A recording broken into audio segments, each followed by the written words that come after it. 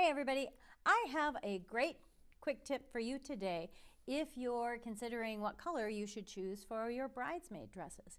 Did you ever consider that you really maybe don't have to have the bridesmaids match the wedding colors? I know that might be a new concept, but we actually kind of do it a lot in our planning service. We might have the bridesmaids in, let's say, black, because a lot of people feel comfortable wearing black. But then we might have the wedding colors be plum and burgundy or wine and pink.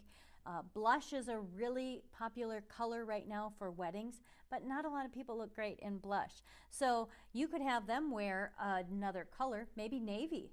Navy and blush look great together, but you don't have to have tablecloths in navy and napkins in navy and all these other colors in navy. So again, consider maybe allowing your bridesmaids to wear a color that they're comfortable in, and you can still have any other colors you want for your actual wedding colors. Happy planning, everyone.